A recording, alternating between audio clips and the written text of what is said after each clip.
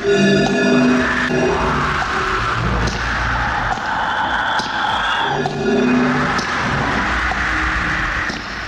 हो तुम?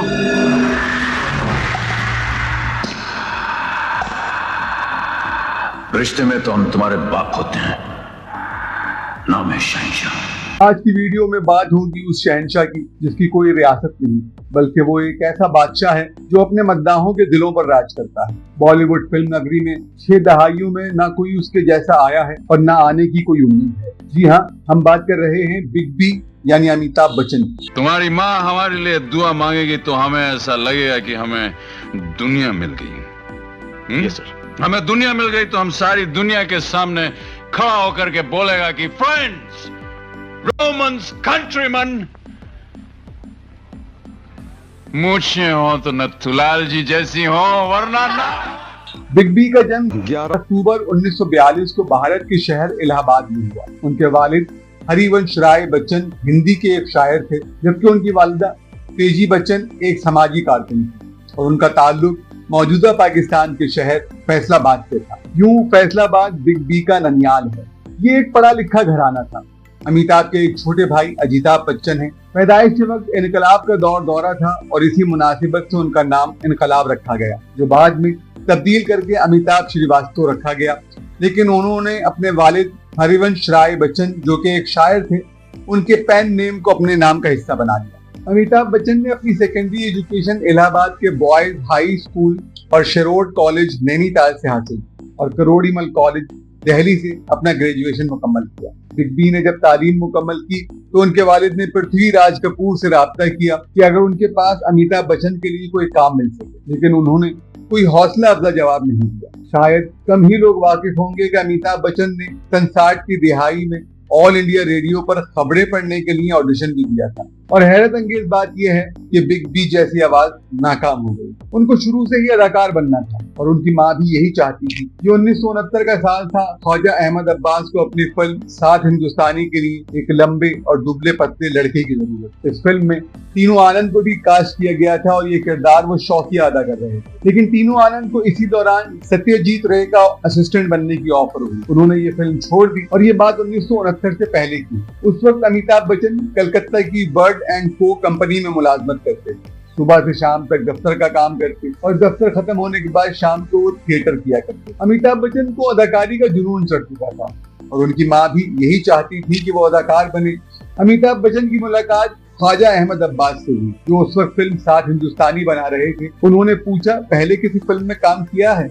उन्होंने कहा, नहीं, किसी ने दिया ही नहीं। अहमद साहब ने पूछा, क्या कमी लगी आपने? बच्चन साहब ने जवाब दिया, सब कहते हैं मैं हीरोइंस के मुकाबले में बहुत लंबा हूँ। अहमद साहब ने जवाब दिया, हमारी फिल्म में ये दिक्कत नहीं है क्योंकि फिल्म में कोई हीरोइन नहीं है। ख्वाजा अहमद अब्बास अपनी एक तहरीर में लिखते हैं, मैंने अमिताभ से मिलने के बाद कहा मैं 5,000 रुपए से ज्यादा नहीं दे सकता। ये सुनकर अमिताभ के चेहरे पर मायूसी छा गई। मैंने पूछा, क्या नौकरी में ज्यादा रकम मिलती थी? जवाब आया, हाँ, 1,600 रुपए महाना मिलते। तो मैंने पूछा कि ऐसी नौकरी छोड़कर क्यों आ? अभी तो सिर्फ एक छोटी सी उम्मीद है कि ये रोल तुम्हें मिल सकता है। तब अमिताभ बच्चन ने बेहद एतमाद के साथ कहा कि जिंदगी में इंसान को एक बार इस तरह की बाजी खेलना पड़ती है। मैंने इस खुद एतमादी को देखते ही कहा, ये किरदार तुम्हारा हुआ। तो इस तरह अमिताभ बच्चन को सात हिंदुस्तानी में एक किरदार मिलना तय हुआ। फिल्म तो नाकाम हो गई, लेकिन बॉलीवुड को वो सितारा मिल गया जिसकी आबोताब से फिल्म नगरी आज भी जगमगा रही है। अमिताभ बच्चन को 1978 में सुपरस्टार राजेश खन्ना के साथ फिल्म आनंद में काम करने का मौका मिला और ये अजीब बात रही कि हीरो तो फिल्म में काका थे, लेकिन शायकीन की सारी तवज्जो बिग बी ने समेटी और इस फिल्म के लिए अमिताभ बच्चन को पहला film fair award best Mauvin अदाकार के तौर पर दिया गया। 1973 में प्रकाश मेहरा की फिल्म जंजीर रिलीज हुई, जिसमें अमिताभ बच्चन ने इंस्पेक्टर विजय खन्ना का किरदार निभाया और यहीं से उन्हें एंग्री यंग मैन का खिताब भी मिला। साल 1975 में यश चोपड़ा की हिदायतकारी में बनने वाले फिल्म दीवार ने अमिताभ बच्चन की पिछली तमाम फिल्मों के रिकॉर्ड तोड़ दिए और शोले की कामयाबी के बाद तमाम अदाकार उनके सामने फीके पड़ने लगे और अमिताभ बच्चन फिल्म इंडस्ट्री के सुपरस्टार के तख्त पर बैठ गए। भारत के यानी वजीर आजम राजीव गांधी अमिताभ बच्चन के गहरे दोस्त। 1984 में अपने दोस्त राजीव गांधी की दरख्वास्त पर अमिताभ ने सियासत में भी कदम रखा और इलाहाबाद से इलेक्शन लड़ा और एमपी मुंतखब हुए। अमिताभ बच्चन को सियासत कुछ ज्यादा पसंद नहीं आई और 3 साल तक काम करने के बाद उन्होंने पार्लियामान की रुकनियत से इस्तीफा दे दिया। इस्तीफा देने के बाद अमिताभ बच्चन एक मरतबा फिर फिल्म इंडस्ट्री में फाल हो गए। सन 80 की दहाई में अमिताभ बच्चन ने कई सुपरहिट फिल्में दी, जिनमें याराना, सिलसिला, कालिया, सत्ते पे सत्ता, बेमिसाल, खुद्दार, नास्तिक, नमक हलाल, कुली और शक्ति जैसी लाजवाब फिल्में शामिल हैं। फिल्म कुली की शूटिंग के दौरान वो एक अंधोनाक हादसे का शिकार हुए और जिंदगी और मौत की कशमकश में बिग बी ने मौत को शिकस्त दी। सन 90 की दहाई में अमिताभ बच्चन की मकबूलियत का ग्राफ नीचे आने, उन्होंने तूफान, जादूगर और अजूबा जैसी नाकाम फिल्में की और फिर फिल्मों से करीब 7 साल का ब्रेक। 1997 में अमिताभ बच्चन ने फिल्म प्रोडक्शन के मैदान में कदम रखा और अपनी कंपनी ABCL यानी अमिताभ बच्चन कॉर्पोरेशन लिमिटेड का आगाज। और अमिताभ बच्चन ने अपनी कंपनी के बैनर तले बनने वाली पहली फिल्म मृत्युदाता के जरिए एक बार फिर अदाकारी की शुरुआत। ये फिल्म बॉक्स ऑफिस पर कुछ खास नहीं कर सकी। नई सदी आते आते अमिताभ समझ चुके थे कि अब फिल्म में वो हीरो या एक्शन के तौर पर शायद कुछ कमाल नहीं कर सकते। सन 2000 में यश चोपड़ा की फिल्म मोहब्बतें रिलीज हुई और ये वो वक्त था जब अमिताभ बच्चन की कंपनी तकरीबन दिवालिया हो चुकी। उस वक्त इस फिल्म ने अमिताभ को एक नई जिंदगी दी।